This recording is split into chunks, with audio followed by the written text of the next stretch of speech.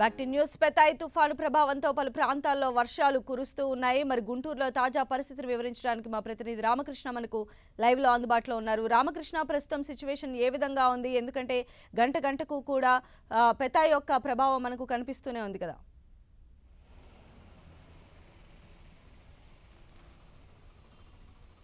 పెతాయ్ తుఫాను ప్రభావం కారణంగా జిల్లా వ్యాప్తంగా కూడా వర్షాలు విస్తారంగా కురుస్తున్నాయి.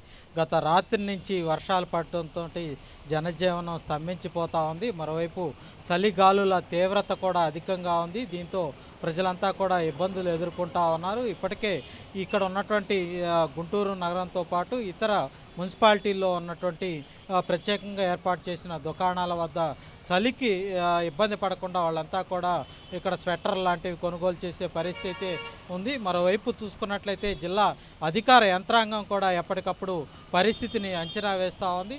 జిల్లా వ్యాప్తంగా కూడా అన్ని పాఠశాలలకు ఇవాళ సెలవు ప్రకటించారు. అటు ఆచార్య నాగార్జున యూనివర్సిటీ దూర విద్యా పరీక్షలను ఇవాళ వాయిదా వేసింది. రేపటి నుంచి యథావిధిగా పరీక్షలు కొనసాగుతాయని ఇప్పటికే ప్రకటించడం కూడా జరిగింది. మరోవైపు తీర ప్రాంత మండలాల్లో అక్కడ ఉన్నటువంటి తహసీల్దారులను అప్రమత్తం చేశారు. ఎందుకంటే తీరం దాటే పరిస్థితి ఈరోజు సాయంత్రానికి ఉండటంతో గంటకు 110 కిలోమీటర్ల వేగంతో గాలులు వీచే అవకాశం ఉంది. ఈ గాలుల కారణంగా అక్కడ ఉన్నటువంటి విద్యుత్ పోల్స్ కావచ్చు, ఇతరత్ర గుడిసెలు కావచ్చు, ఇలాంటివన్నీ కూడా నేలకూలే అవకాశం ఉండటంతో అధికారులందరినీ కూడా అప్రమత్తం చేశారు. లోతట్టు ప్రాంత ప్రజానికం ఎవరైతే ఉన్నారో వాళ్ళందరినీ కూడా సురక్షిత ప్రాంతాలకు చేరవేసే విధంగా అక్కడ సహాయ పునరావాస కేంద్రాలను ఏర్పాటు చేయడం జరిగింది. పునరావాస కేంద్రాల వద్ద ఇప్పటికే పౌర సరఫరాల శాఖ అధికారులు కందిపప్పు, బియ్యం, ఇతరత్ర వంట సామాగ్రి మొత్తాన్ని కూడా సిద్ధం చేసి ఉంచారు. సహాయ కేంద్రాల్లో ఉండే వాళ్ళకు సంబంధించినటువంటి ఆహార పదార్థాలను ఎప్పటికప్పుడు అందుబాటులో ఉంచేందుకు ఏర్పాట్లు కూడా చేయటం జరిగింది. మత్స్యకారులకు సంబంధించి మత్స్యకార గ్రామాల్లో కూడా అక్కడ కూడా అధికారులు అప్రమత్తం చేశారు. అక్కడ కనుక వర్షం తీవ్ర రూపం దాల్స్తే వాళ్ళందరినీ కూడా సురక్షిత ప్రాంతాలకు తరలించే విధంగా ఏర్పాట్లు కూడా చేయడం జరిగింది.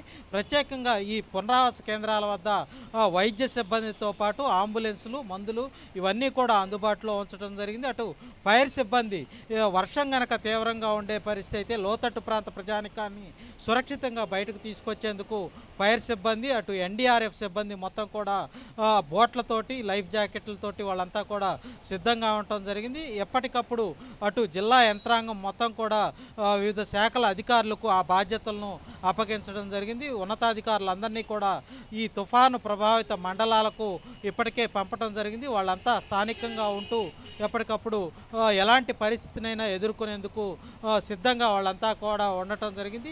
ఏదేమైనప్పటికీ మనం కనుక చూసుకున్నట్లయితే ఈ పెతాయ్ తుఫాను ప్రభావం అయితే గత రాత్రి నుంచి జిల్లాలో ప్రారంభమైందనే చెప్పాలి.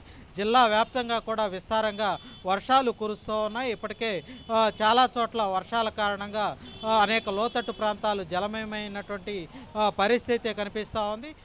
కాకినాడ, యానాం మధ్య తీరం దాటే అవకాశం ఉండటంతో దాని ప్రభావం గుంటూరు జిల్లాల మీద అధికంగా ఉండే అవకాశం ఉంది. ఈ ప్రభావం కారణంగా కొంత ఇబ్బందికరమైన వాతావరణం ఏర్పడుతున్న నేపథ్యంలో అధికారులంతా కూడా అప్రమత్తంగా ఉండాలని ఇప్పటికే ముఖ్యమంత్రి చంద్రబాబు నాయుడు జిల్లా అధికార యంత్రాంగానికి సూచించడం జరిగింది. ఆ మేరకు అధికారులు కూడా అప్రమత్తంగా వ్యవహరిస్తున్నటువంటి పరిస్థితి అయితే గుంటూరు జిల్లాలో ఉంది. Over to studio. Right Ramakrishna.